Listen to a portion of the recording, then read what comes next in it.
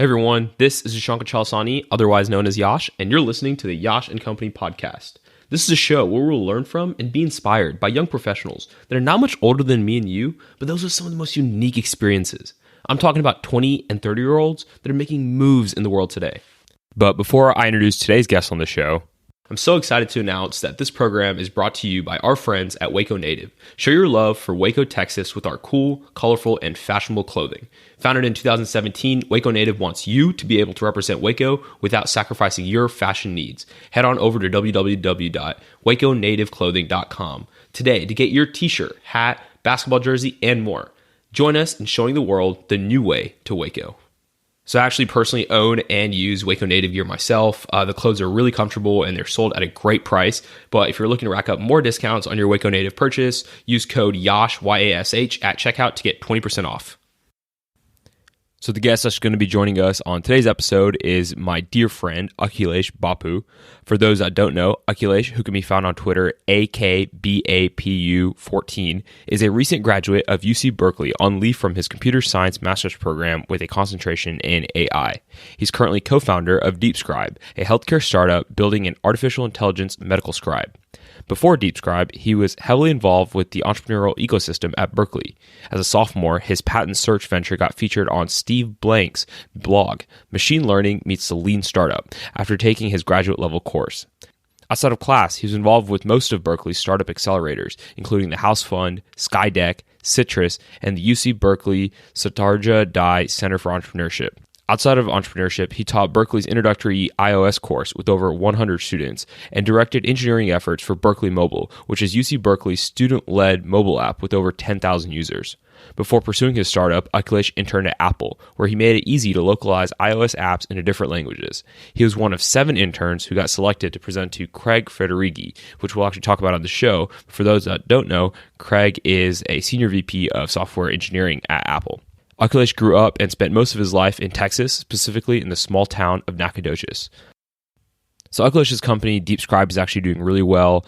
Recently was actually featured in an Inc. article where it was highlighted as one of the premier companies that's disrupting healthcare, and it definitely is, and it has a very unique model, and we'll talk about that on the episode. But one of the things I'm really excited for you all to see is that we really dive into Akilesh's story, and we see through the podcast that every single person on his team and every perspective that Akilesh has come through some unique experience that he's actually had over the past 22 years. And it's really neat to see all the little single pieces fit to form the full puzzle through this episode. We also do talk about some random things, as we always do on this podcast. Some of the things to look forward to are how to master LinkedIn, the concept of over-promising that Akilesh has actually come up with himself, what Akilesh has learned from meeting Craig Federighi, the VP of Apple, as we mentioned, and what he's learned from all the billionaires that he's connected with that continue to mentor him to this day.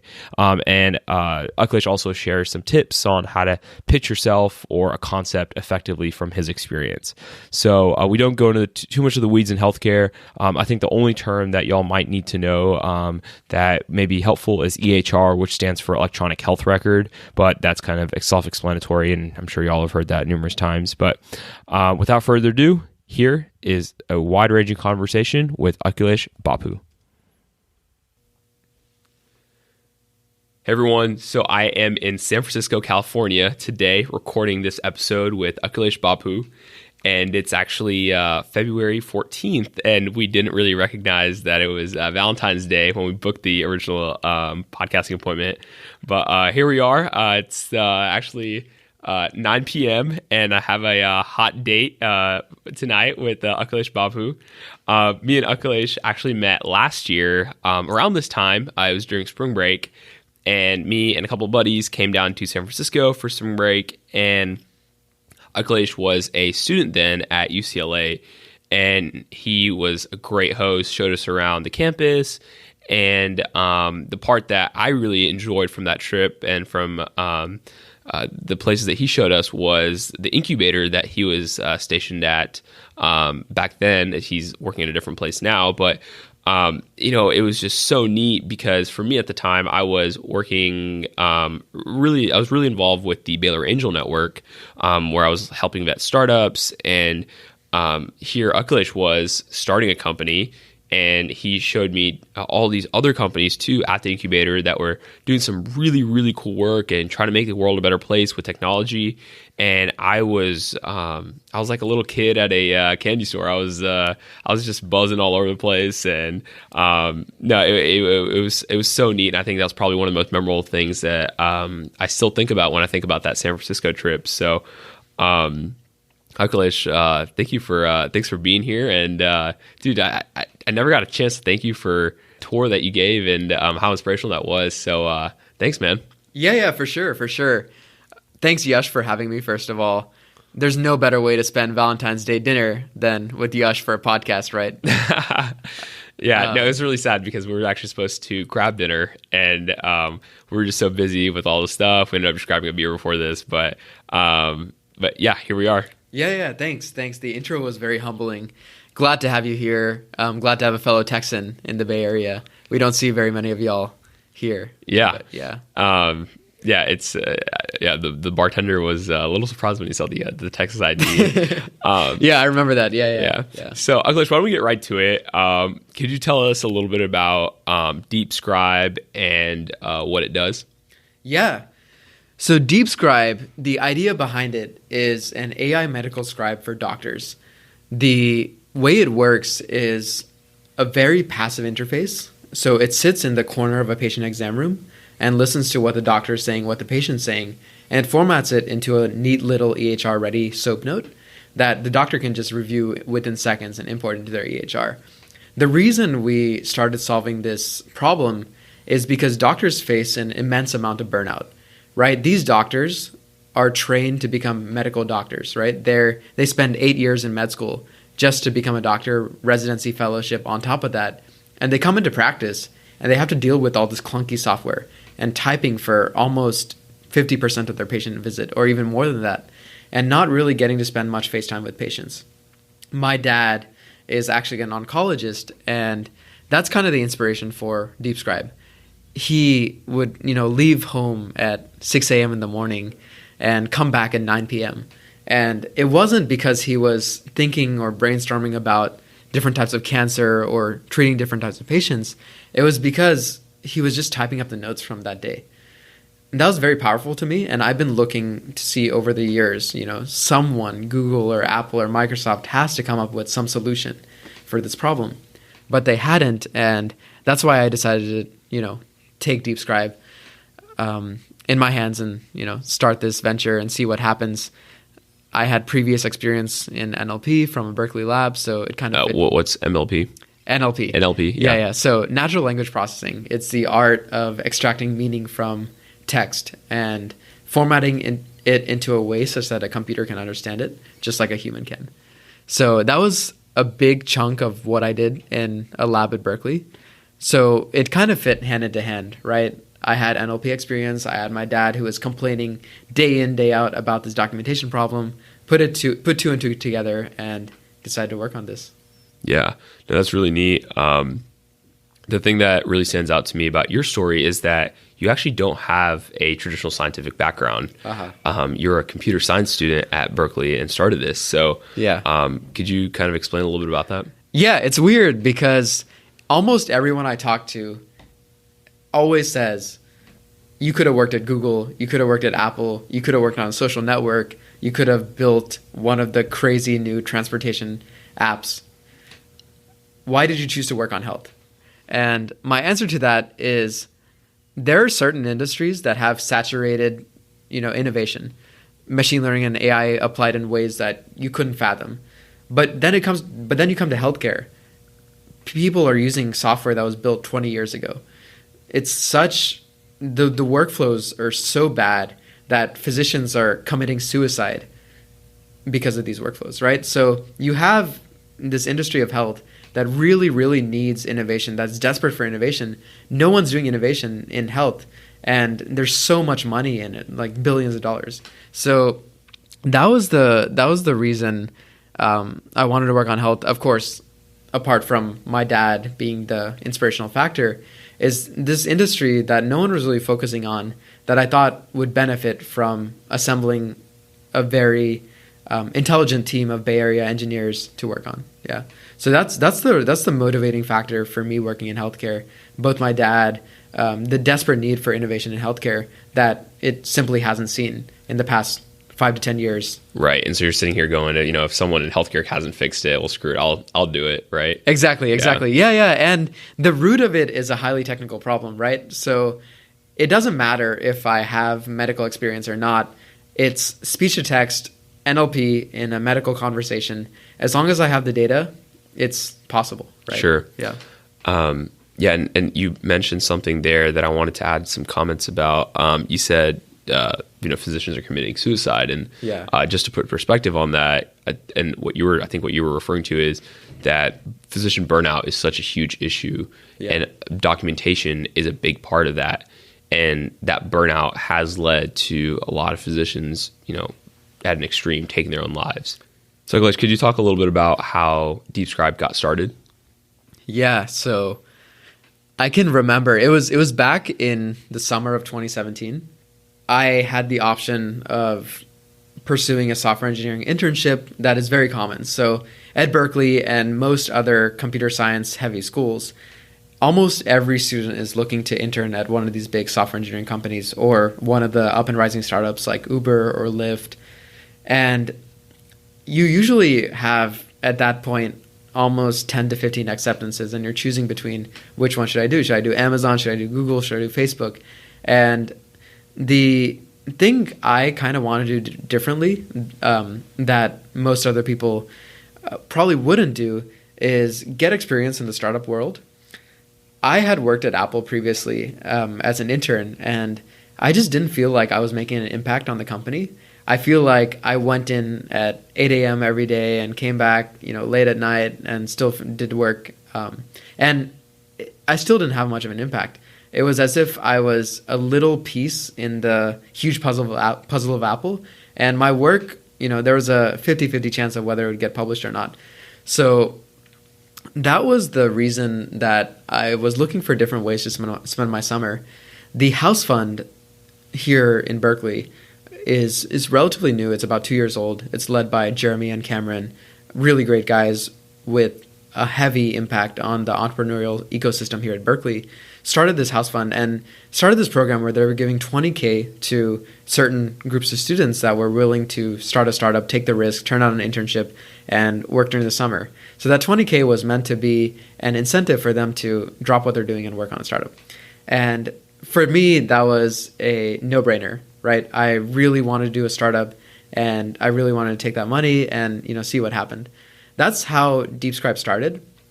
Funny enough, we were working on a completely different idea, my co-founding team, related to patents that now I can say it wasn't really going anywhere, but at that time, we were really, really crazy about it. We applied to the house fund with that, and the reaction we got was, hey, I think you guys can do something great, just not with patents. So based on that feedback, we decided to rethink a bit, draw out all the different problems that we thought were important to solve. And over everything, this physician burnout problem really stood apart. I brought in the story of my dad constantly telling me, this is something that has been in the back of my brain for quite a bit of time. And I thought, now is the time. Speech-to-text algorithms are getting state-of-the-art, 95, almost 100% accuracy. NLP methods are getting so much better. There's so much access to deep compute resources. I thought it would be a good idea to start working on it. So I looped in Matthew Koh, who is a good friend of mine. We took a lot of classes together, especially in entrepreneurship here at Berkeley, and another friend of mine, Prashant Ganesh, who is a fellow electrical engineering and computer science major here at Berkeley, a good friend of mine. We go back all the way to high school. We came in and decided to work on this together.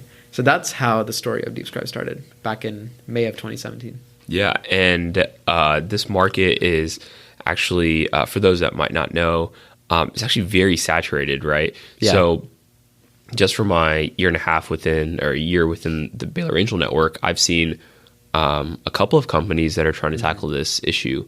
So what made you, a 22-year-old UCLA student or UC-Berkley student, sorry, feel like you had the solution that was going to fix this issue. Yeah. I want to also note that, and you probably know some of the competitors more than I do, but Suki Health was started by, what was it, the ex-CEO of Flipkart, right? Correct. Punit Soni. Great guy. So Notable Health is another one that we talked about. What made you want to get into this space and still create something that you felt like was better than the ones that are already out there? Yeah. Great point. Everyone has told me this is a saturated space. Suki, Notable Health, there are at least 5 more competitors in the space. The thing was that none of these startups, they've been around for years. None of these startups have really made a product that doctors love. Today, we would go to, a certain doctor. There's a 1 in 10 chance that they had already seen Suki or Notable Health or any of the other competitors. And they always say there's something missing, right? If, Dragon Dictation has been around for 15 years or more than that. And the doctors have always... So Dragon is this device that you just it's the one that doctors have. It's a little mic, right? You speak into, and correct. It's really accurate in terms of depicting what the doctor's saying. It doesn't matter. I have some family friends who are from India, and they have a pretty thick accent, but it can dictate really well, right? Anyway, I just want to put some perspective on Dragon, but keep going. Yeah. So Dragon is great, but it still takes a lot of time. The doctor has to dictate afterwards. Dragon still makes mistakes. Even if it's really good, they still have to go back and correct parts of the note, which takes a long time, right? So solutions like this have existed. I've watched the market for more than 5 years. And the problem is my dad still leaves home at 6 a.m., comes back at 9 p.m., even he's tried all these different solutions. He's part of Dignity Health, which is one of the more innovative health groups, and has let him pilot certain products. So at that time, summer of 2017, when I started working on DeepScribe, we did a full market search. We interviewed 100 doctors or more than that, and asked them, and not just doctors, health IT executives, innovation directors at large health centers.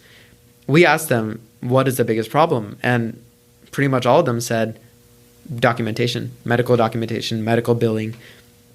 And even with these companies out there, this problem still existed, right? So that was the motivating factor of starting this.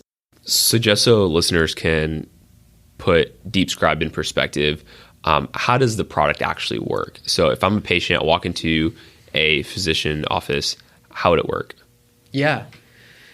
So you can imagine it as an Alexa that is passively listening. So it sits in the corner of the exam room, right? And just listens to what the patient and physician is saying. It does not prompt the physician to dictate anything during the exam or encounter.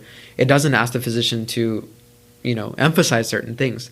We made it to be as passive as possible, where when it's working, the physician doesn't even know it's working, right? It's just sitting in the background listening. All the physician has to do is come into the exam room, click on the patient in his EHR, and we have ways in which we integrate with the EHR such that it's in the background and the physician doesn't know it's happening. So it's already recording.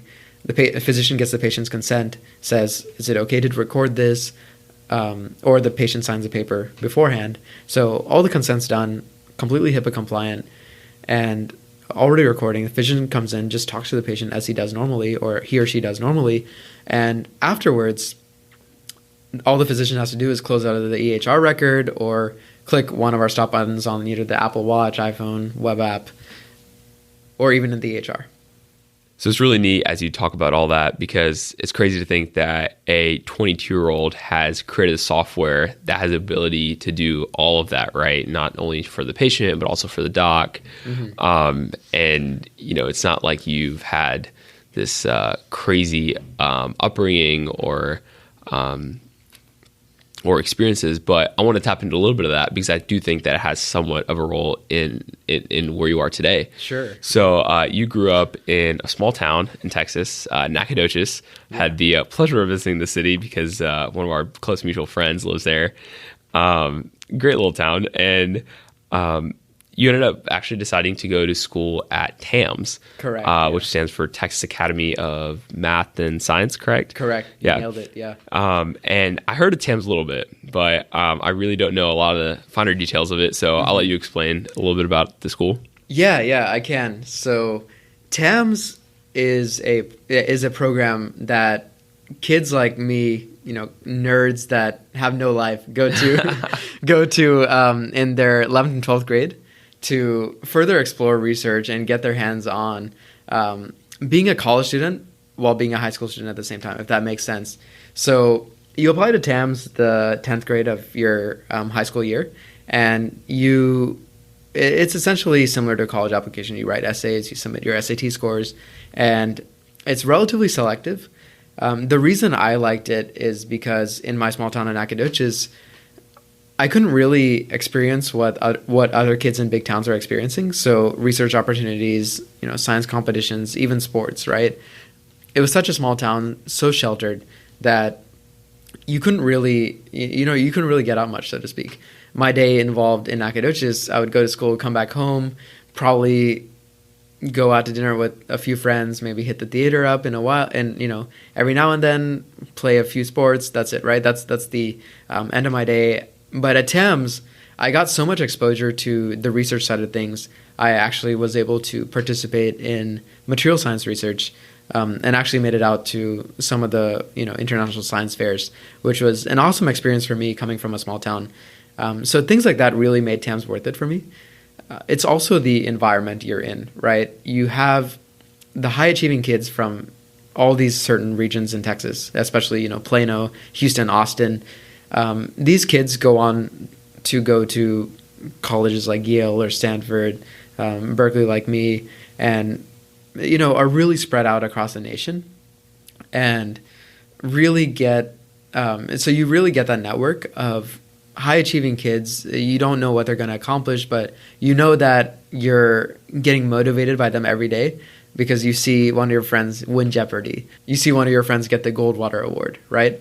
So you have this network, you have these opportunities. It's a nice place for a person from a small town to go. It could open your mind to all these different opportunities that exist. Yeah. And one thing that I probably shouldn't we could add on is this is basically like a residential experience, right? Exactly. Yeah. So it's a bit weird. It's very easy to get homesick, right? Because you're only in 11th grade. You lived at home all your life. Usually people leave home at college, sometimes even not. And they're asking you to leave home at 11th grade. But it was a really smooth transition. And again, sweeping back in with the network, right? These are very similarly minded people. The things that you can do with them when working together, the opportunities that it opens is insane. One of the fun things that I did while at TAMS was go to a hackathon, right?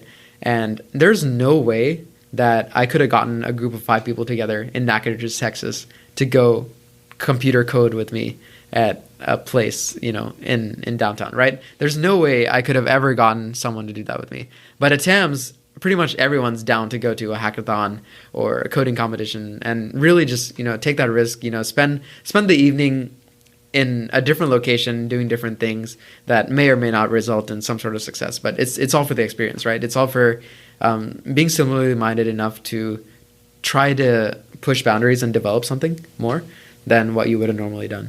Sure. And just to put TAMS in perspective, you were taking college classes at the University of North Texas, right? Sure. Yeah, so it's funny you mentioned that because college classes were actually more fun than high school classes. I feel like the lack of perfect attendance, no one taking roll, the presence of curves, it was just more, it's an experience where you could focus more on other things and not have to worry as much about class, which I really loved. You would think that college classes would be harder than high school classes, but it was really, it was kind of the opposite. I feel like it enabled me to, do more, and also sleep in more. Yeah. I think it's such a unique opportunity for students. When I look back at some of the moments that really stand out from my high school, I had a similar experience where I spent my entire summer, my junior year, at the University of Florida.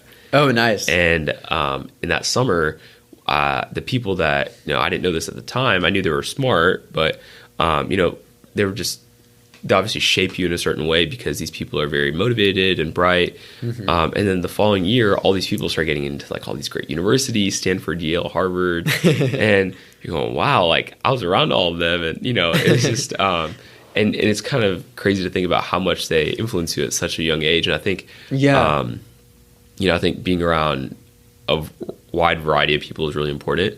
But I think being around a high caliber group like that is really special. Yeah, and so as high school was kind of nearing its end, what were you thinking at the time? Were you thinking, I did this research, I guess I could go to college and be pre-med, or were you thinking entrepreneurship or computer science? What was going through your mind at the time? Yeah, probably all of those. I feel like as a typical high school student, I had this fake impression of what I really wanted to do, but I didn't really have any evidence for why I wanted to pursue that, right? One side of me was like, oh, you should apply to these 7-year med programs. One side of me was, you should apply to CS. One side of me was, you should apply to EE. One side of me was like, you should just, become a pilot or something, right? Is this crazy array of different things I wanted to do.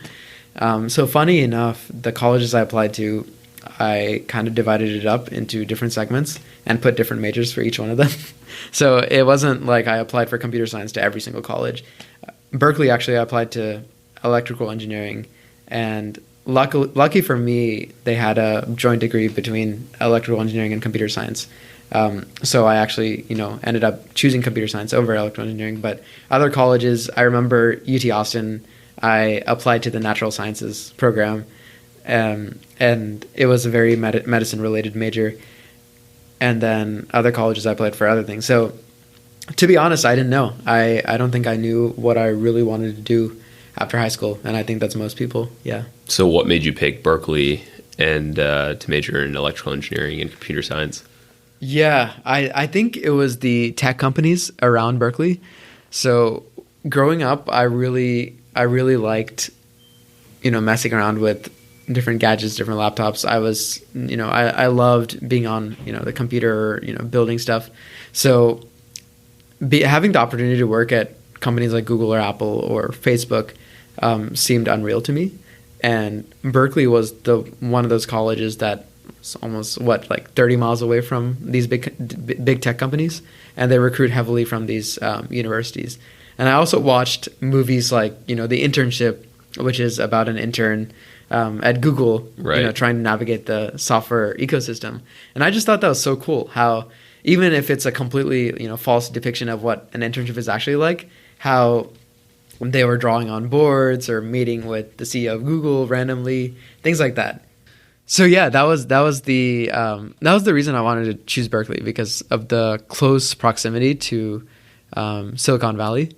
I guess it was also the entrepreneurial part of it, but deep down, when I was in high school, I wasn't really thinking about entrepreneurship. I was just thinking about, how do I make a living as a software engineer? So that's kind of crazy to think about, because you basically made the decision in high school where you were applying to, trying to choose between science, computer science, or electrical engineering, right? And you basically choose to say no to all these other tracks and pursue the tech side. Yeah. It was definitely a big decision. I think, thankfully, my parents were on my side or looking for the best of me. Of course, there's this thing going around that most Indian parents want their children to be either doctors or engineers. No, that's not right? a thing going around. That's a fact. That's a fact. Yeah. So luckily, coming from a family of doctors, they were surprisingly enthusiastic and supportive about me pursuing computer science. And the only reason I applied to these medical programs is because I knew my parents deep down wanted me to pursue medicine. So they were, surprisingly, they came in clutch and were like, this is what you've been doing all your life. This is what you're passionate about. We can see your passion in this. Why don't you give it a try? Right. So that was definitely the moment that helped me make my decision to pursue engineering. Yeah. Yeah. And so you come to Berkeley, and everything that you thought, that it would give you access to, you tap into it. So one of your first summers, you have an internship at Apple. And I have a few friends that work there, and they kind of tell me all these crazy stories about people they've seen and some of the experiences that they've had. Are there any stories that or experiences from Apple that really stand out to you? Yeah, of course. There's obviously, the one experience. All my summer, I was working as an intern, right, doing normal stuff, fixing bugs. But there was this one experience in the middle of the summer that I felt was life-changing just because of how much of an Apple fanboy I am. So to give some background, Craig Federighi is the VP of software or senior VP of software engineering at Apple. He's the one that decides, what the new features for the Mac are, what the new features for the iPhone are, and basically Apple's direction in a sense. Because after Steve Jobs left Apple, the management under Tim Cook has been a lot different. So Craig Federighi is the one, making the big decisions. And me as an Apple fanboy, I've always been, super excited about the new releases, making predictions on what the next iPhone is going to be like, things like that, right? So I found out halfway through the summer that if, there are intern presentations, and my initial impression was, okay, great. They're going to make engineers do presentations. It's probably going to be the worst presentations I've ever seen in my life. I'll just get on with it, spend 5 to 10 minutes on it. That's it, right? But then they told me that you could present to Craig Federighi if you're selected, right? And they select one person from each team in the entire software engineering portion of Apple, right? So 7 people total across the 7 divisions. And then I was like, okay, who's this Craig Federighi guy? I don't know. It doesn't seem like it's worth it. And then I Googled him, and I was like, wait, this guy is the one that introduces the iPhone. This guy is the one that's literally in the videos. He's the one on the keynote. Yeah, exactly. He's the one on the keynote, right? And he's reputed as one of the smartest people in the world when it comes to tech. He knows literally everything. You could tell him something random about some form of AI that just got released, yesterday, and he would know about it, right? He's saying he's a genius is an understatement. So at that point, I was like, okay, I really want this. So I worked super hard on the intern presentation. Although, my project suffered, the feature wasn't really, that great. But my presentation, it had animations, it had icons. Craig Federighi is from Berkeley. I put, Cal in big letters to appeal to him. And so, things happened, and I was able to get selected to have dinner with him, right, and present to him. So that was the time of my life. I remember walking into that meeting room where only very few people could access, right? This is the meeting room where all the executives met. Tim Cook had regular meetings with his executive group there. So I got to go into the meeting room. It was very top security. I wasn't even allowed to bring my laptop, right? It was very secure. And Craig Federighi shows up in his usual style 15 minutes late, and everyone's just standing up waiting for him, nervous, and the Craig Federighi comes in, sits down, and everyone sits down. It's a crazy experience. The room goes silent. He comes in, starts talking, and we each get a chance to present to him. I was nervous out of my mind, but it went well, and as Craig usually would. He knows everything about your project, even though you just told him about it, because he's that smart, and ask you questions about it. You try to impress him with your questions, the usual, and then you get to have dinner with him, right? So that was awesome, having dinner with him. Of course, he wouldn't tell us the new, what the new iPhone was going to include, things like that, but it still was so worth it. But yeah, that's one of the highlights of my time at Apple, just having dinner with one of the greatest minds this world has ever seen, right? This guy has defined one of the most popular companies, and Apple, no one's going to forget Apple, even if it goes down next year, in the next 5 years or 10 years. It will be one of the greatest companies that's ever existed, right? And Craig Federighi was a huge part of that. So having dinner with someone like that, it was mind-blowing. Yeah. Is there anything that really stands out from that dinner with him, or just like being able to be in touch with him? Yeah. So I think the biggest thing that really stood out. So he has about 3 daughters, right? and he really, really is a big proponent of females in tech. And the way he said it to me, right? He was like, yeah, my daughters, they love coding at home, but once they go to school, they put away their laptops and, like act like they're, fans of Barbie dolls and fans of, all these stereotypically female things. And he was like frustrated because there's this big stereotype even today that girls are not really meant for, tech, right? Which is completely false. And he really made a big deal about that. So that's what we ended up talking about for 95% of the dinner, and it was really inspiring to hear that from him, and from someone like that, from such a high position, talking about the pros and cons of women in tech, and trying to really push for that as much as possible, and sharing his daughter's experiences. That was really awesome. He wasn't talking about the next big thing that Apple was going to release. He wasn't talking about himself or anything like that. He was talking about one of the biggest issues in today's world, which is the lack of women in tech, and that stereotype that is luckily getting better. That was a big part of what we talked about over dinner. Sure. So you finished your internship at Apple after your freshman year, is that right? Correct. Yeah. So and you don't start DeepScribe till the following summer. Yeah. So, are there any experiences that you've had within those 2 years? So, I probably should also note that you graduated college in 3 years, right? Sure. Yeah. So, are there any experiences that you've had within those first 2 years of undergrad that really helped you when you started DeepScribe? Yeah. So I finished Apple, right, and I wasn't too keen on entrepreneurship at that time as well. Like I was like, oh my god, this company, it was awesome. I really loved it. I loved all the people there. I loved what I was working on, et cetera, right? It was the time of my life. So at that time I was like, okay, I'm going to push to work at Google. I'm going to push to work at Facebook, get experiences there, and then choose which company best suits me. Just like 95% of Berkeley undergrad, sure. Right? And the real defining factor of me getting interested in entrepreneurship was taking this course called Lean Launchpad with Steve Blank. And if you don't know already, Steve Blank is the inventor of the lean method for startups. It's the method centered around making sure that you have product market fit or some sense of product market fit before you even develop, right? And he's really, he really pushes the 100 interviews. You want to do 100 customer interviews before you even start building product. Just so you don't waste your time. And he was able to, and this guy is insane. He actually did not go to college. He served in the military for a bit and then finally came back, worked in industry for a bit of time.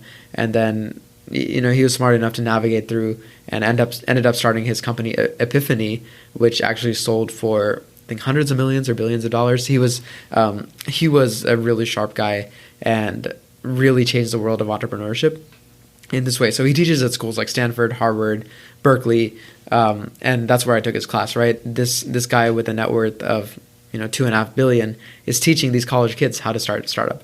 And it wasn't, as a computer science major at Berkeley, you think of classes in a certain way. So the computer science classes, the math classes, the physics classes, the hardcore science classes, they're all, legit classes.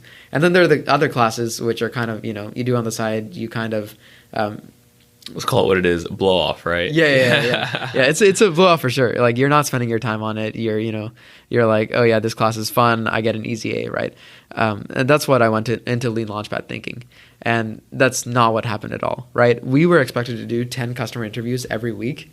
Every week we have to do a presentation on our company and we get grilled, right? And grilled not in the sense that, we get harsh feedback after doing our presentation. Grilled in the sense that you can't even get through half of the first slide without them interrupting you and being like... Who's them?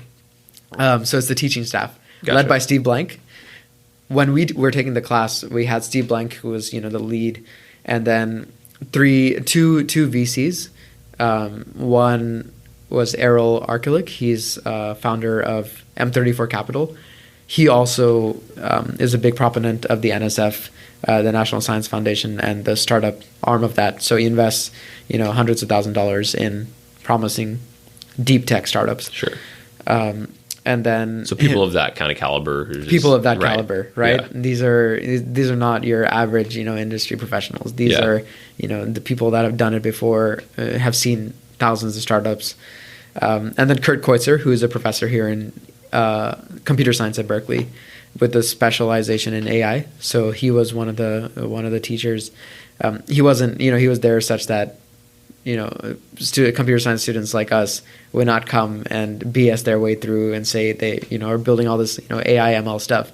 You can't get away with anything in front of Kurt, right? He's the guy that is like, wait, what do you mean you're using AI to solve this? You can't really, this doesn't make sense, right? He's the person that calls you out on your BS in terms of that aspect. So that's the teaching staff. Very, very, very scary to stand up in front of and pitch. But they say that after you pitch in front of them for 10 weeks, you can pitch in front of anyone, right? And I really feel that.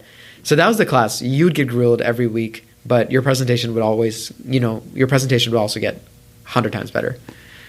So that was Lean Launchpad for me. And at the end of that class, after talking to 100 customers, I truly saw the impact I can make with an idea on people, right? At the end of, and not just that, I could see how lost I was without talking to customers and building a product, right? So after interviewing these customers, after interviewing like 60 or 70, you start to own in on what the product is that they're really going to love, and you can start building it. So that, seeing the impact I can make on their lives, seeing how happy they were about the idea. One of them even said, "You've nailed it. This is the holy grail. This is going to be game changing for this industry." Right? After seeing them make comments like that, I could really see the impact I was making. And at that time, I also got, I was emailing my manager at Apple, and I was like, "Hey, I don't see my feature published yet. What's happening?" And, he would respond, 5% of the time and be like, "Hold up. It's, still processing. We're still trying to get it approved." Right? And that feature would go out to get published, a year later, which is insane because it's basically, and the feature that got published was very bare bones, right? So in summary, my impact on Apple was so little that they didn't even care to publish the feature for an entire year, right? It's insane. And not just that, the feature that they published was so minuscule compared to, the actual feature I built, that it was as if like, I could have built that in a week or two, right? And I spent 3 to 4 months there, right? So seeing the little impact I made at Apple, seeing the big impact I can make on hundreds of people, these are, executives in industry, through Lean Launchpad, it really turned my mind towards entrepreneurship. Seeing people like Steve Blank, who didn't even go to college, making these successful companies, selling them for a lot of money. His name, shows up #1 on Google. You can see his biography, et cetera, right? These guys are the embodiment of Silicon Valley.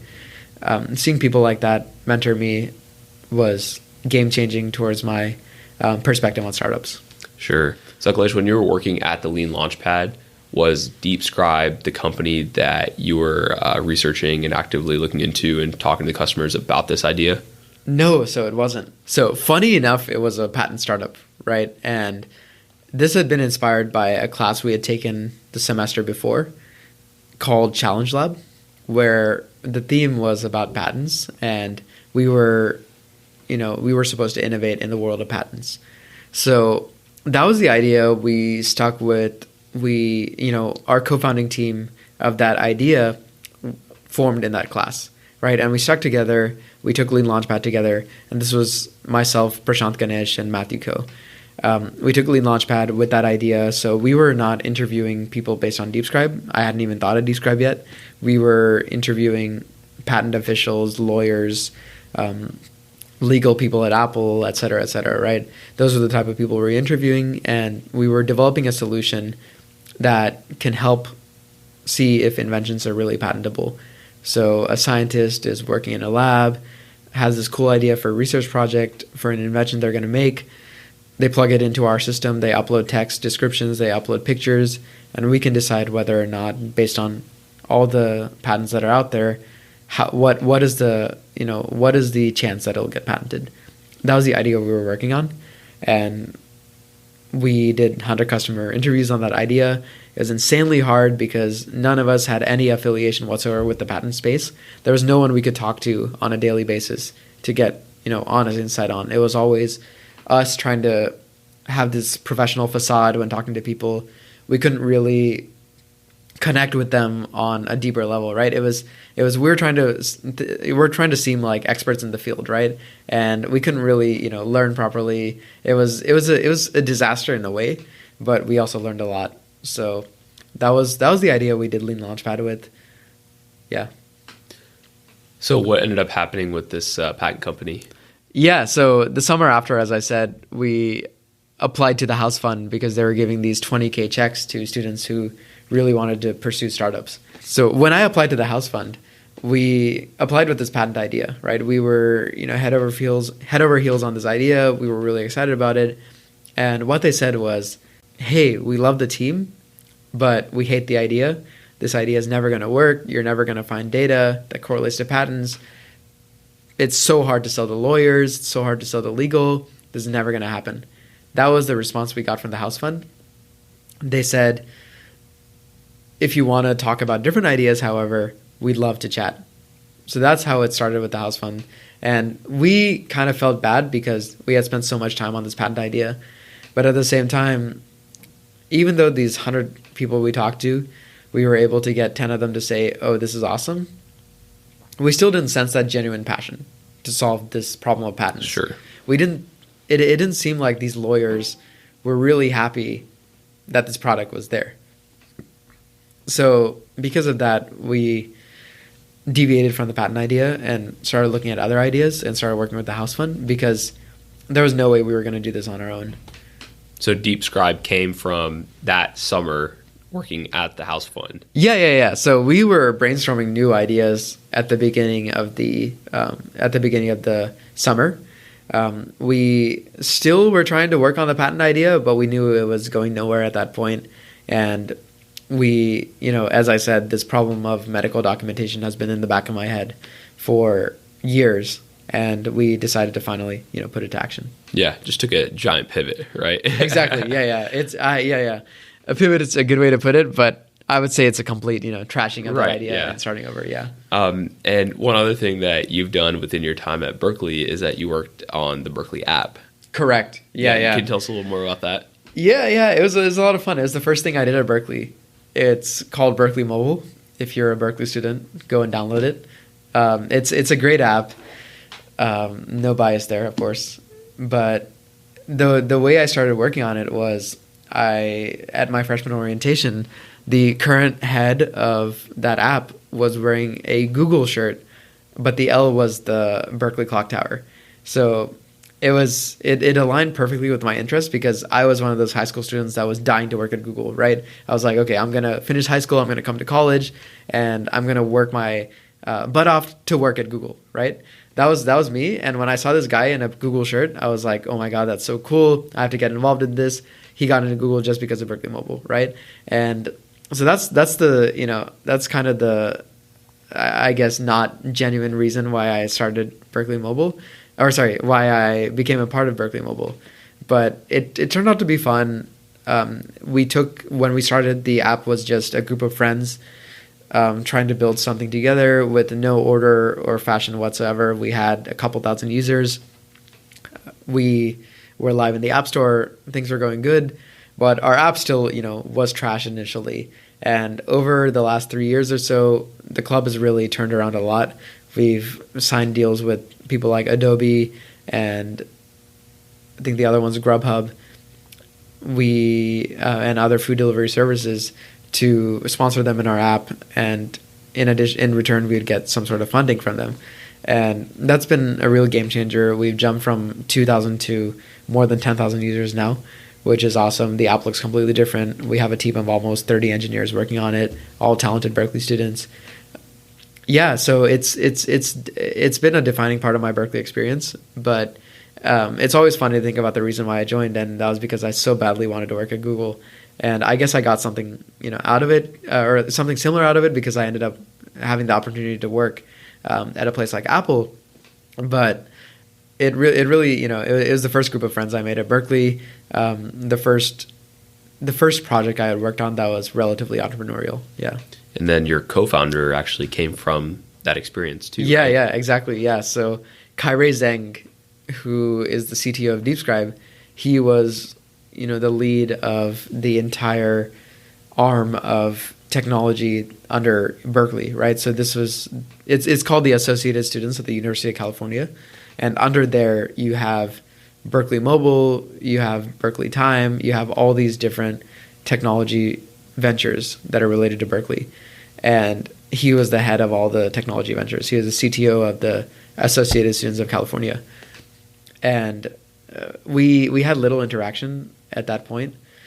But yeah, I met him through there. The reason we met is the way we met is the way he started working on DeepScribe is the funniest story ever.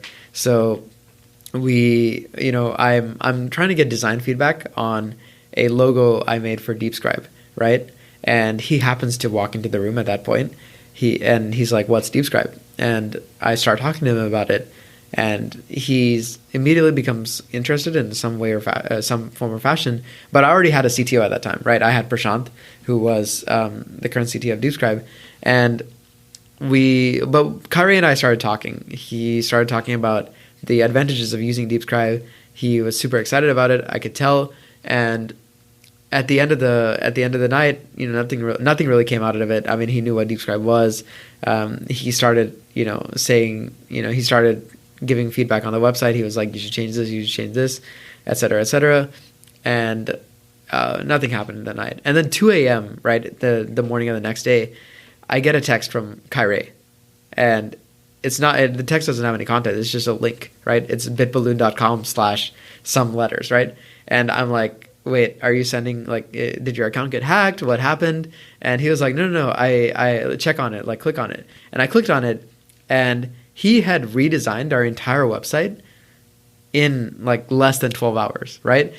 From the time I left that meeting at 8 p.m. to 2 a.m., he had finished our entire website.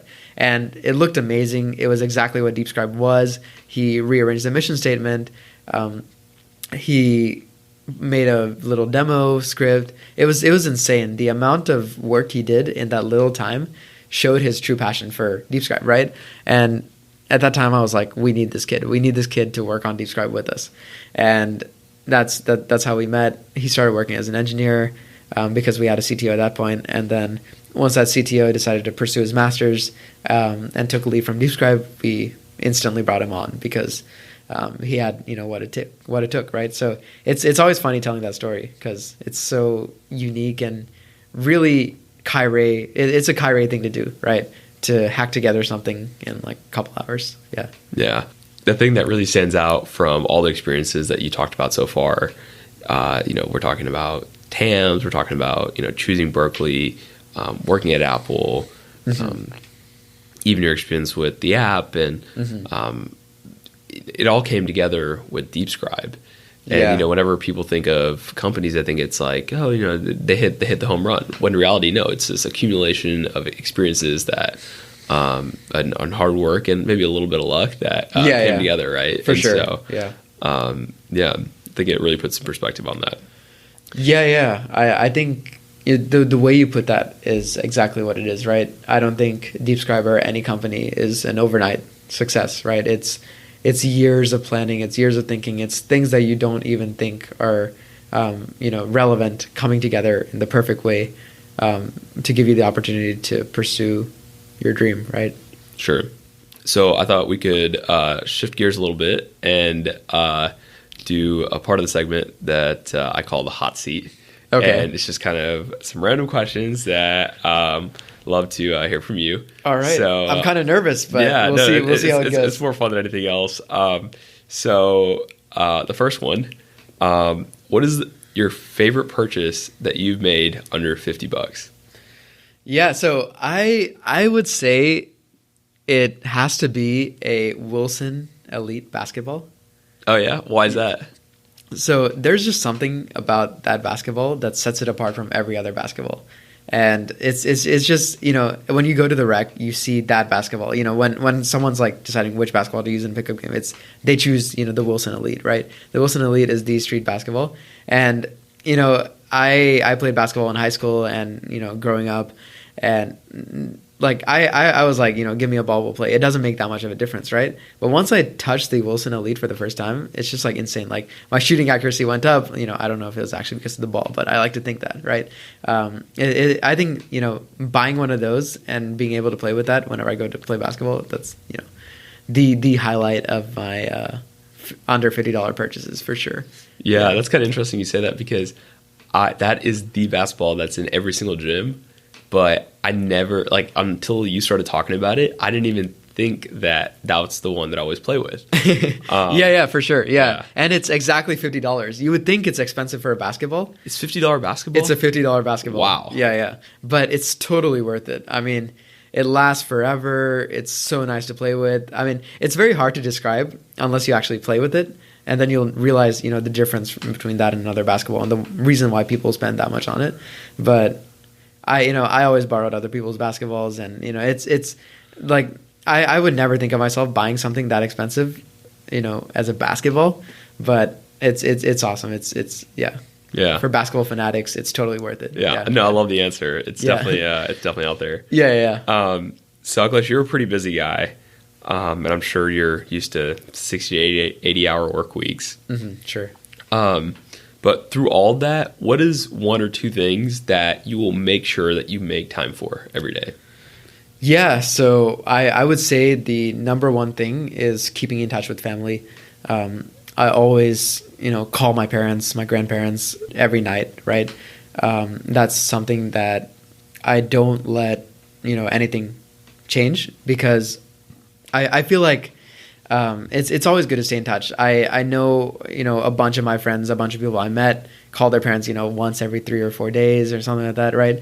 But for me, I think that, that's a part of who I am. Very involved in family. So that's something that I really love doing. When I get home, it doesn't matter if I have a big presentation the next day. It doesn't matter if I'm going out of town.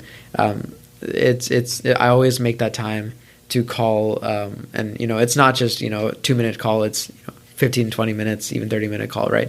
That's something that I like to a part of my day to do. Yeah. And judging from what you're saying, that you typically have this call when you get back home, so in the afternoons, evenings.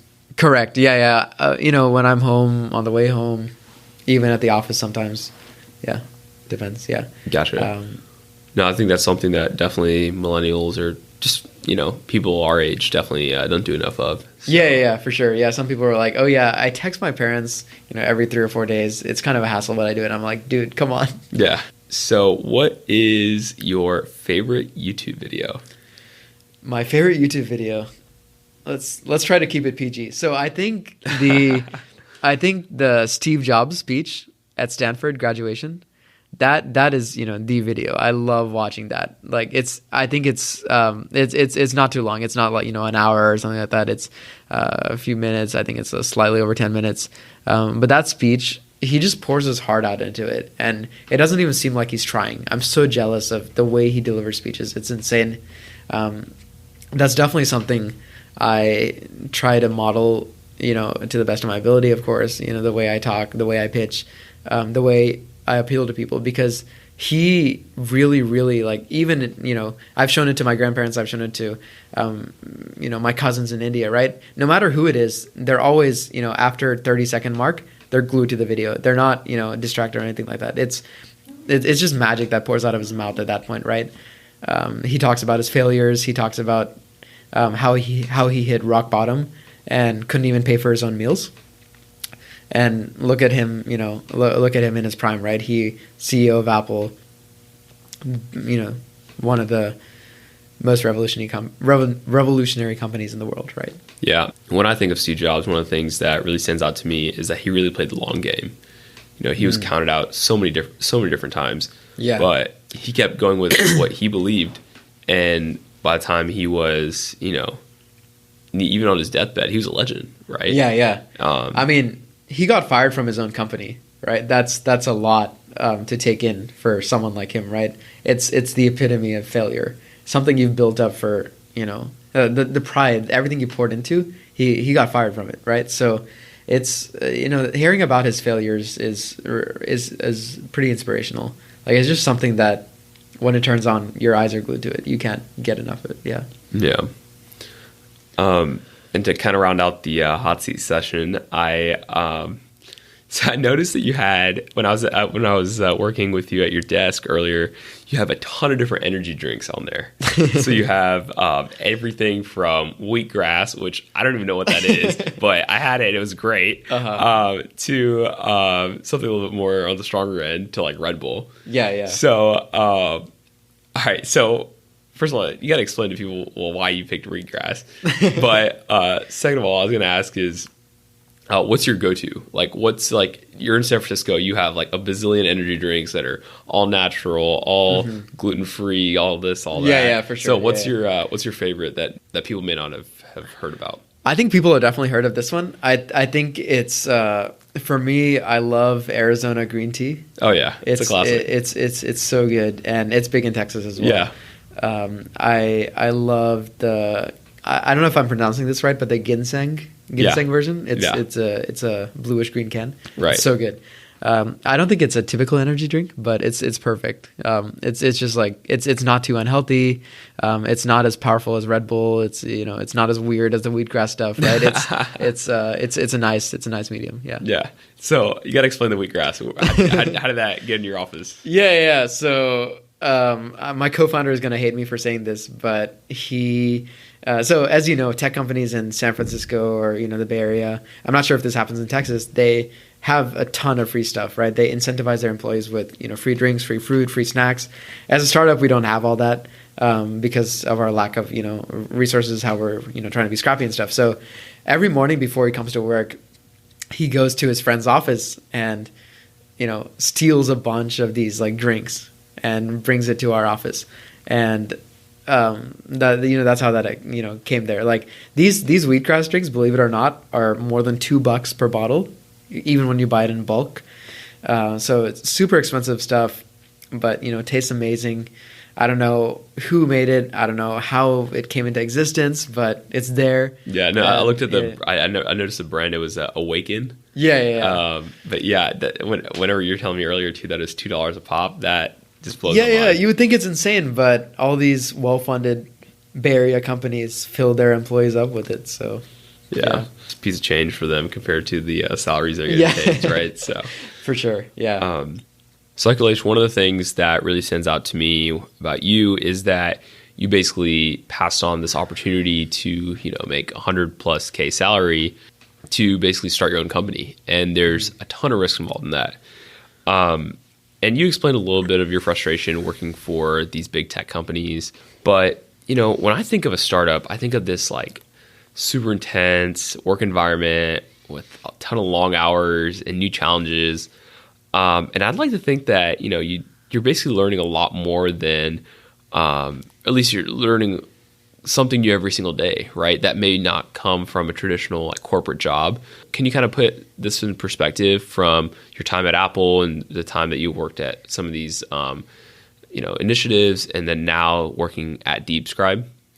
Yeah, for sure. So I think the number one thing that you get in a startup that you don't ever get in industry is, unless you're really high up, is the ability to make game-changing decisions, right? And this is a blessing and a curse, because I have this story of, when I started the startup, right? I could make all these decisions, and it was fun. I could show up to work whenever I wanted. I could leave whenever I wanted. I was just working on my stuff I wanted to do, right? It was all fun. But then you start having to make like huge decisions, right? Like decisions that can take the company certain places, like decisions of how to approach a big health center, decisions of whether or not to sell to a private practice or spend your time working on a health center, decisions on what features to make, decisions on how to talk to doctors, decisions on sales process, right?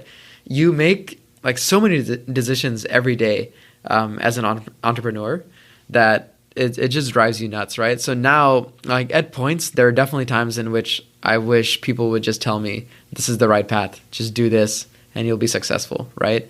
Because it's so much work to make your own decisions. So I would say that's the number one thing that a startup co-founder feels that's very different from industry, right? And it's funny because in industry, like working at Apple, I would hate it because I didn't get to make my own decisions, right? Like I would be told what to work on. If I wanted to make a change, I would have to submit a change request. And this would take 2 to 3 weeks to get processed. I'd have to meet with 3 to 4 groups of engineers and managers to really decide whether there's a business case or not for making this design change or making this huge change. And this is just for small things, right? Like whether or not I should, add a warning here or add a warning there. Like if I wanted to change the my like 50% of my entire project, like forget it, right? I wasn't going to do that. There's no way I could do that. But here in a startup, everything is at your fingertips. You can, dissolve the company whenever you want. You can go and try to raise another round. If you think money is what the company needs, you can go hire people. If you think employees is what the company needs, you can sit down and code if you think that's what the company needs, right? There's so many decisions on decisions on decisions that you have to make as a co-founder, which is pretty tough, and it's very tiring. And I think that's the number one thing that is the reason why I'm super tired at the end of any workday. It's not because I'm coding, or it's not because I'm taking meetings. It's because I'm thinking so hard and talking for hours at a time with my co-founders on where the company should go, whether we should pursue this deal, et cetera, right? So I think that one aspect is the defining factor of the difference between working in industry versus working on a startup. Like there are other things, but that's number one for sure. Yeah, I can imagine that because, most people that come out of college, they serve in some kind of analyst role. Yeah. So they're tasked with, doing some spreadsheets or, applying certain things in a certain way. Whereas for you, you're having to make a decision on, kind of like you said, am I going to pursue this contract or this? And here are the pros and cons of that. And it's almost like a deeper level of thinking, right? Exactly. Yeah. And I can definitely see how that's tiring. So when I think of, when I talk to some of my friends that talk about entrepreneurship, mm-hmm. they always mention how that's something they definitely want to do down the line. Yeah. But right now they want to go ahead and, take that job. Uh-huh. And, for me, in my mind, when I think of that, I think, well, there's a few things that come to mind, and one of them is that I can understand why you're doing that. But two, I think that the opportunity cost only gets higher, right? Mm-hmm. As you get older and older, taking a risk on starting a company only gets higher. Yeah. And we talked about this a little bit, but why do you think that a lot of college graduates don't pursue entrepreneurship, even though they have like a passion for it? Yeah. Like you said, I think that's exactly it. It's the risk you have to take. And speaking from the perspective of a Berkeley student, right, you have these 6-figure jobs that are at your fingertips, right, at these big companies that everyone dreams to work at. So as a student, you're deciding between taking such a big salary, getting all these perks, and between that and working in a tiny office you can barely afford, making all your decisions, working with such a small group of people, not getting invited to these like fancy events, et cetera, right? Like it's basically taking all the perks and throwing them down the drain, taking all the money and throwing it down the drain, and you're literally all you have. You are the life of the company, right? And that risk is so big that I feel like that's the reason why many Berkeley students don't do startups, right? One of my friends is the director of the biggest startup accelerator at Berkeley. If you are thinking of startups, you probably would think of his name among the very few people that are heavily involved in the Berkeley startup ecosystem. He spent his evenings almost every day helping young founders succeed and developing this organization called Free Ventures, right? And they've had startups get hundreds of millions of dollars in funding. But when he's graduating, where is he working? He's working at Facebook, right? He's not doing a startup. He's not doing a master's program. He's not doing anything else. He's working at Facebook, locking down his salary, right? And I feel like the reason that people like that make those decisions is because the upside of doing a startup is nice, but the risk that goes into that is, too high to even fathom. So the common answer to those questions is, I'm going to get like experience in industry and see where that goes. Maybe I'll do a startup, down the line, but I want to get experience first. And what that really means is startups are cool. Maybe I'll do a side project, but I'm going to rise up in the ranks as a manager, hopefully by the age I'm 40, have a family and retire, right? That's what it actually means. So it's interesting to, like for me, talking to all these people, I was heavily involved in entrepreneurship. I would, have deep discussions on and convince people to join DeepScribe, right? And these were the answers that I would get from these people. And it wasn't just DeepScribe, right? Like I would be like, okay, so I really want to work with you on the startup idea. This sounds really cool. We have these people that are ready to give us money. I have my parents, they could possibly fund us. Let's do this. And they're like, yeah, sure.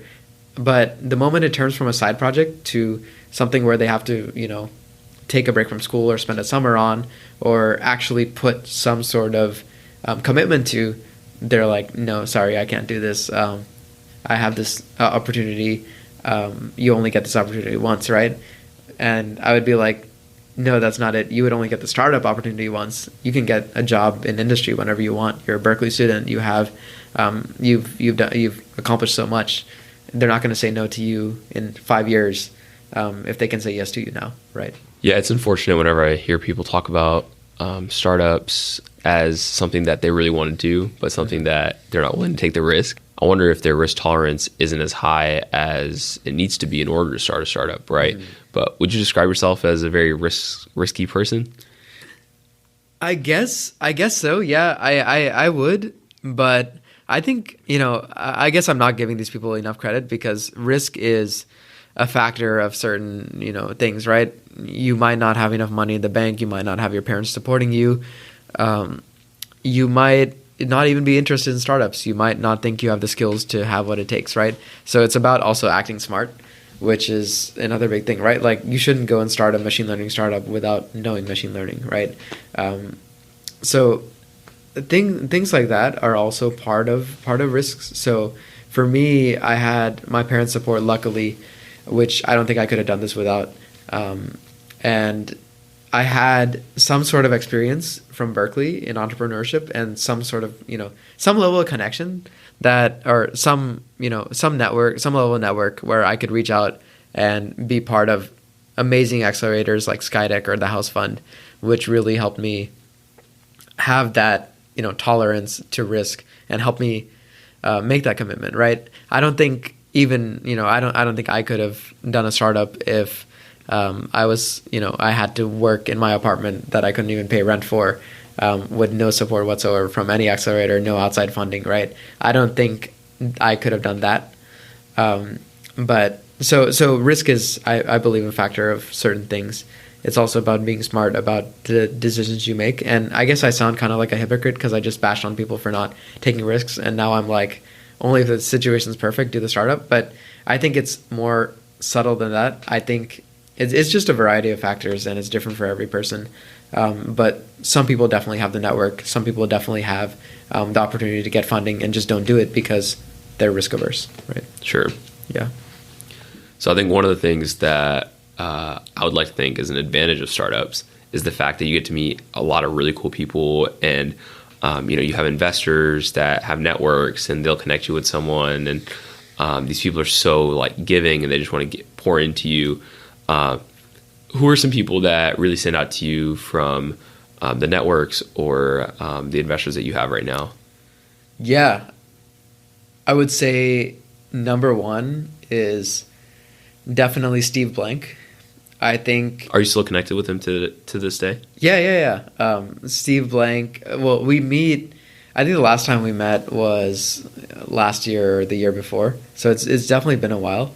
But he's connected with Errol very, very deeply. So he and Errol. Who's Errol? Errol is one of the teachers from Lean Launchpad. Okay. So we're deeply connected to Errol, right? We talk with him. I just talked to him a couple of days ago. So through Errol, we sometimes, exchange thoughts with Steve Blank. So it's not directly meeting with Steve over coffee. That would probably be, still hard to do. But we still interact with Steve now and then. And we have that email line if we ever need it to talk to Steve. So I feel like that would be, I feel like he would be the epitome of who I met the most. I wouldn't say he's famous, but he's very well accomplished, has a huge net worth, has huge success, really made it in the startup world. So I would say for sure he would be number one. And having a class with him, seeing him every week, having office hours with him was awesome. The second person would probably be the founder of Gmail. So I think he was employee number 15 or number 5, one of those. We met him through a Y Combinator interview. So Y Combinator is probably the most popular startup incubator. The most well-known incubator, Yeah. And it's backed by Sam Altman. He's the kind of president who runs it all. So we interviewed with Y Combinator last year, and during our interview, we actually got to interview with the founder of Gmail. And it was insane because at that point, we didn't really know he was the founder of Gmail. We had some suspicions because people kind of hyped us up for it, but we didn't know. And the advice he gave was just magical. Like, focus on user interface. The doctors are not going to like this. The doctors are going to love this. And 6 months after, when we did customer interviews and when we rolled out our product, all his advice came to reality, right? Like, not one part of it was wrong. He was right about everything. He was right about making it, as seamless as possible. He was right about not having them carrying around both an iPad and laptop, and allowing it to be on, certain interfaces, et cetera, et cetera. He just really gave awesome advice. And I use Gmail every day. I think it's the most popular email provider out there. I don't know that for sure, but he definitely made a huge impact, and talking to the founder of that was awesome. Yeah. Is there anything that really stands out to you about these people?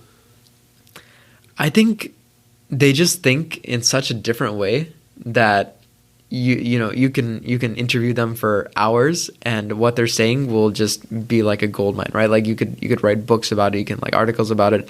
Like these people, you could like it's weird for me to say this, but you can make like billions by just like selling their brain, like selling their feedback, right? Because these people have done it all, experienced it all.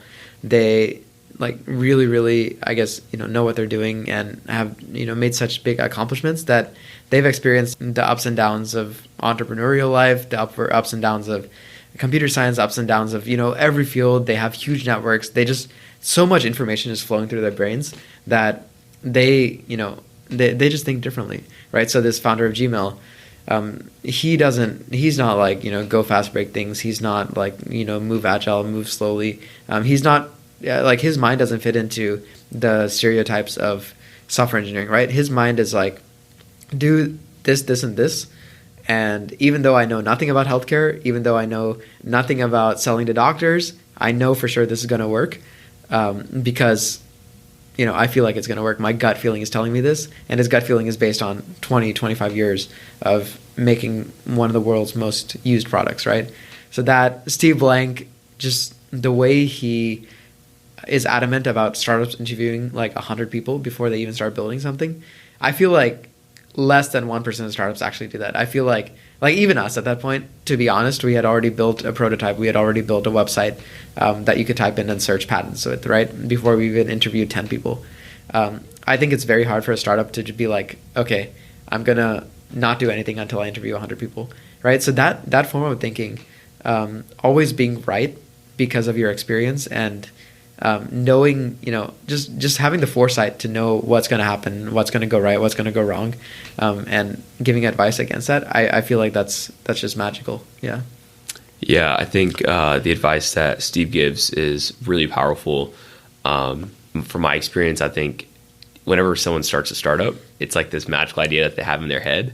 Yeah. And of course they want to work on it. I want to promote it. And even as I was doing this podcast, right, like I had the same feelings, but I think it's more important to kind of ask the tougher questions. And I think, the interview 100 people rule is one of those things that you should definitely take some time to do. And I think actually it's one of those things that will probably save you a lot of time down the line, because you'll probably encounter a ton of different issues and customer feedback that you'd probably have to get once a product's in market, and which is a lot more unfortunate, right? To have some kind of setback once the product has reached market. So it's insane because one of our early investors also, said you shouldn't, like when we were talking about starting DeepScribe, they just said, start it, but don't do the whole, lean Launchpad 100 interviews thing. Maybe talk to a few doctors and then get started, right?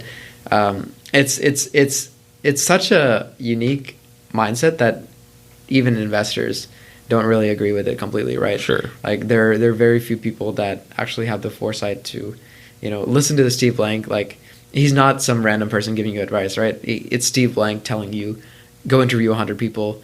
I'm a billionaire because I'm successful in startups because I follow this strict method of making sure I have some sense of product market fit before even starting. Sure. That, is really powerful. And it's crazy that most investors don't agree with that. Yeah. Yeah. And I think this is really where the art of, angel investing or even just startups in general comes in, right? Because there's so many different schools of thought. Yeah. And, you probably could succeed if would Uber succeed if they didn't do 100 customer interviews? Probably. But, yeah. For the average person, I think it's, that advice is really helpful. You're definitely right.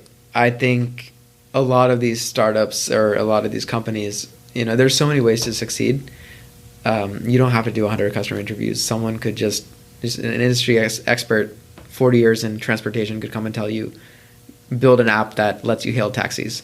And you would probably not have to do 100 interviews at that point because you have someone that has probably talked to hundreds of thousands of people and gotten their opinions on transportation, telling you to build this app, right? So I guess there are a bunch of ways to do it.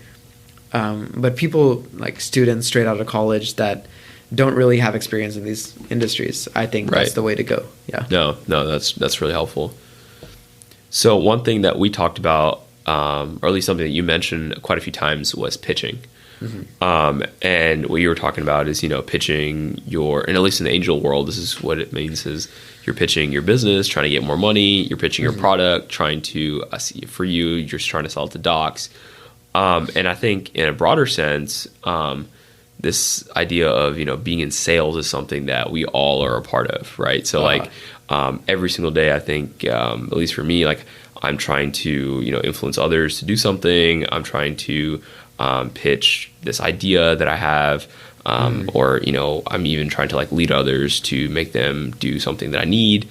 And so what I was going to ask you is when it comes to pitching, what has really worked for you, and what is like the best way to go about a pitch, just from your experience? Yeah, I think the number one thing in pitching is knowing your audience.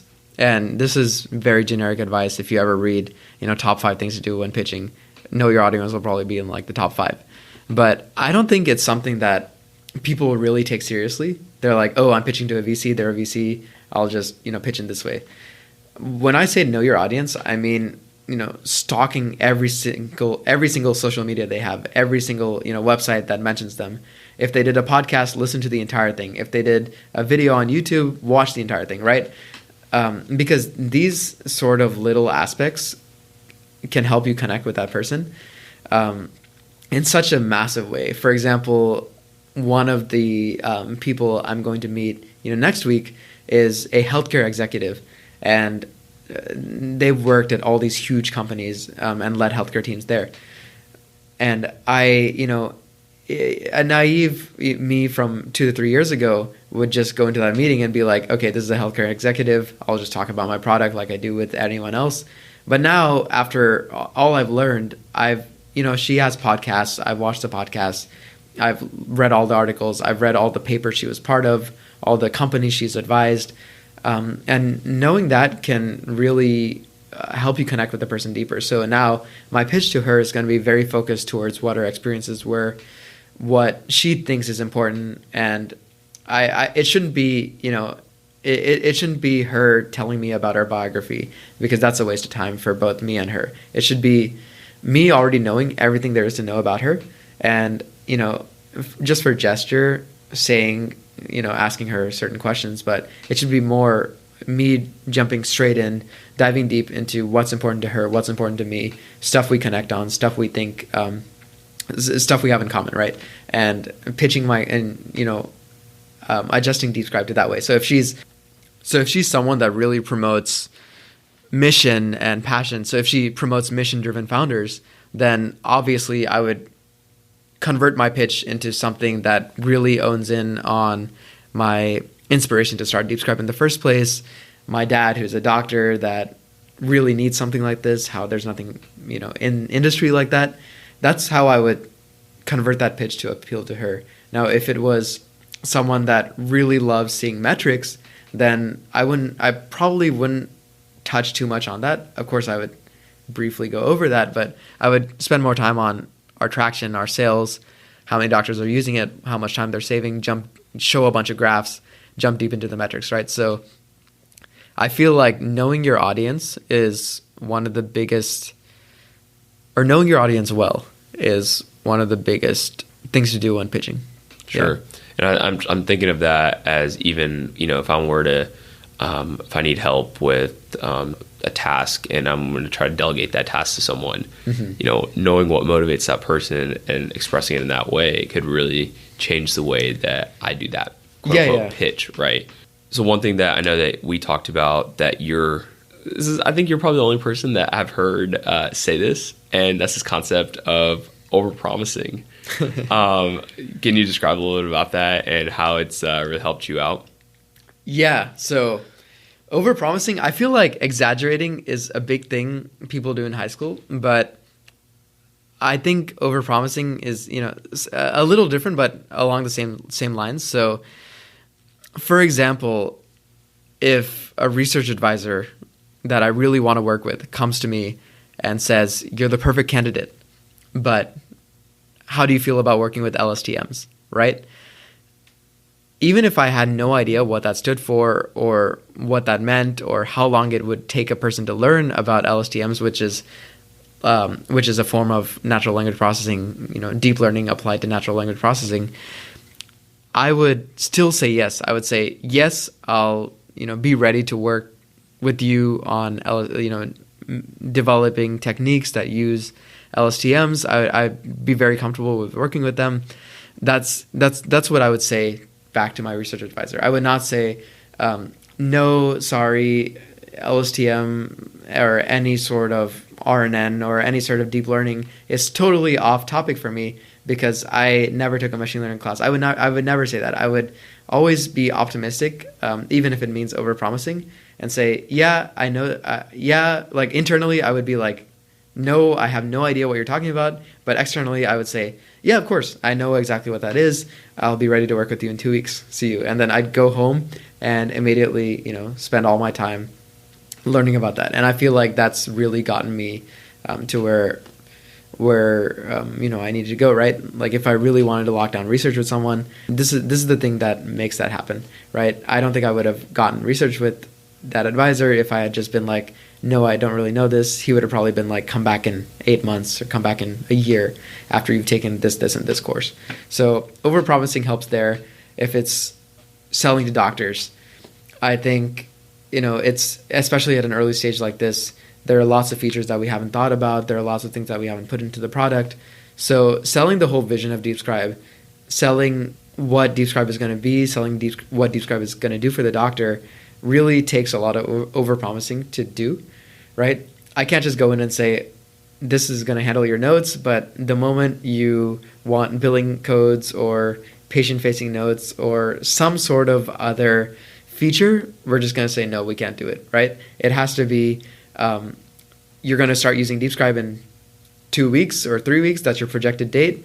These are the features DeepScribe will have. If they're like, oh, does it have billing codes? That would be awesome for me. I can't use it without billing codes. We'd be like, yeah, it'll have billing codes. You'll see it when we roll it out to you in 3 weeks, right? It would be even like, of course, that goes to a limit, right? We can't, overpromise something that we absolutely can't do, but we can definitely overpromise even if it involves pushing our development cycles a little bit inwards so that we can deliver. Yeah. What you're talking about with overpromising is actually a really key component of goal setting. Yeah. So one of the best advices I've heard about goal setting is write something down and don't just keep it to yourself, but share with others. Yeah. Right. And it gives you an incentive to work really hard. And so for you, you're talking about telling docs that you're going to provide the service. Well, now it's literally your word that's at stake now. So you're going to work as hard as you can. Exactly. And for me, I told my friends I'm going to run a marathon.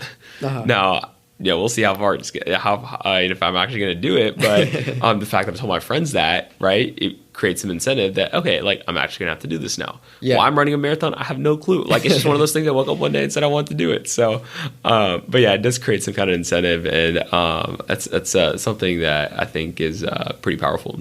Yeah, I agree. Something that I was really taken away by today was you're working on your computer, and I glance over, and you have your LinkedIn profile up, and your DMs are just flooded. And I'm sitting here going, what in the world is this guy doing? Akilesh is a very introverted, quiet guy, and here he is just DMing away on LinkedIn. And I'm assuming a little bit that has to do with you just wanting to get to know people and quote unquote stalking them just to understand your audience when it comes to pitches or customers and people of that sort. But could you explain a little bit about how you use LinkedIn and why you think it's really powerful? Yeah. LinkedIn didn't give me any money, so I'm not, advertising on their behalf here. But it's great because it gives people the information that they want to know but are too nervous to ask for, right? Like, if a person's accomplished this, this, and this, you'd obviously want to know that before talking to them. But you don't want to ask them up front, hey, where did you go to school? Hey, where did you work before this? Because that's kind of obvious, right? Like, if I'm talking to someone famous or someone, notable, then I should already know about them, and I should already know the reason why I'm coming and talking to them, right? So LinkedIn helps in that aspect. LinkedIn messaging has, I thought it was one of the dumbest features that LinkedIn could possibly have, but it turned out to be pretty helpful because a lot of older individuals use LinkedIn messaging. So if it's 45-year-old, 50-year-old sales executives in healthcare, or physicians, or IT directors from bigger universities or health centers, they all seem to love LinkedIn and love LinkedIn messaging. You never know who's going to message you on LinkedIn. So you saw me at that point. I had my LinkedIn messages open. You could see all kinds of people messaging. Of course, there's spam, but there's also those people that actually have something meaningful to say, but don't actually have your email to send it to, so they message you on LinkedIn. It's also great to get to know people that you wouldn't really get to know if it wasn't for LinkedIn messaging, right? Because over email, you're very, very formal. You're saying, hey, let's go grab coffee. It's great to meet you. Warmly, Akilesh, right? That's how you would be writing emails. But on LinkedIn, you can loosen up a little and talk about other stuff as well. So it's like that nice median of getting to know someone, but still having a formal facade all over it. Yeah. If someone is going to use LinkedIn in a way that you use it to network, but also for business, what advice do you have in terms of reaching out to people, and how do you phrase that or word it? I would never say I'm a LinkedIn expert by any means, but what's worked for me is building up to that 500 plus limit on connections. So if you don't know already, if you have 500 connections on LinkedIn, it shows as 500 plus, but if you don't have that level of connections, then it doesn't show anything. It says 234 or whatever. And I think that 500 plus looks very legitimate and shows that you're well connected to most people. So initially, until you get to the 500 plus, make as many connections as you can. Literally anyone you meet, just connect with them on LinkedIn. It's not weird at all. They're probably going to be glad you did that so they can learn more about your profile. And definitely keep your profile updated to everything you're doing, right? That's a no-brainer because what you might not think is too impressive might be impressive to other people. So you never know what's going to happen. So it's better to just keep all the information out there. Yeah, I feel like that's my set of LinkedIn tips. Of course, I'm not a LinkedIn expert. I haven't, made millions of sales over LinkedIn, but this is just my perspective from what I've done so far. Yeah. Sure. And as we kind of round out the podcast session, I know one thing that you're really passionate about, and we already talked about this a little bit, was about taking risks. But do you have any closing thoughts about risk and any encouragement to listeners about that? So taking risks is one of the biggest things that's helped me, and definitely 99% of startup co-founders, entrepreneurs out there, I think taking risks is the biggest contributor to their success, right? Because if creating a startup was risk-free, then everyone would be doing it, right? Every student at Berkeley, every student, on earth, every individual, whether they're age 20, 30, 40, they would all be making startups and making millions, right? But they're not, and that's because not many people are willing to make that commitment. Not many students are willing to turn down that job for Facebook to work on a startup. So, of course, you have to be smart about it, but I would say when you're young, you have your parents supporting you, you're straight out of college, you can work 80-hour weeks without having to support a family. I would say take risks. It's definitely worth it.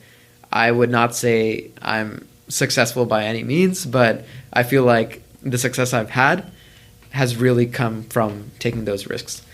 And part of taking risks is chasing every opportunity. You never know what could go anywhere, and that's a big mentality of mine. People would see me taking like random meetings, and my co-founders would even be like, Akilesh, why are you taking that meeting? And I would be like, it's fine. It's only 30 minutes of my time. These guys could do this and this and this and help us in this way. It could be a wild card. You never know, right? So taking every meeting, taking every pitch session you possibly can, meeting everyone you possibly can, within limits, of course. I think that would be my advice.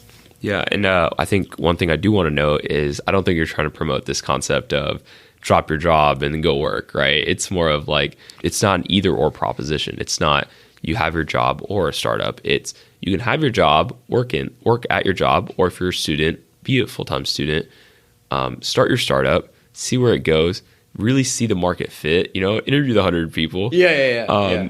And if all goes well, then maybe there's a point where you have to really consider dropping your job, right? Yeah. So I just wanted to put that out there because, I think sometimes people can get the wrong impression of what it means to take risks when it comes to startups, right? Yeah, for sure. I totally agree. I mean, you nailed it, right? You don't want people dropping out left and right and being like, I'm going to pursue the startup. You definitely want to think about it, work on it as a side project for a bit, and then once you can lock down some sort of funding or gain some sort of traction, then you drop out, you pull the plug, and that is the actual reason people become successful. Yeah. Akilesh, it's been such a pleasure hearing from you about your story, the things that you're involved with now, and even some of the random stuff that we talked about on the show. But thank you so much for making time for this. Appreciate you doing this, man. Yeah. No, thanks for having me. There are definitely a lot of things about my story that I feel like even I forgot that you brought up today, that I'm like, oh, dang, that happened. So it was good. Yeah. Well, I'm so glad we were able to do it. So if you like what you heard so far, go ahead and click subscribe to stay up to date on the Yash and Company podcast. And do make sure to let me know of any thoughts or comments that you might have, and maybe even any suggestions on who to invite to the show next. But until next time, ladies and gentlemen, this is Yash signing out.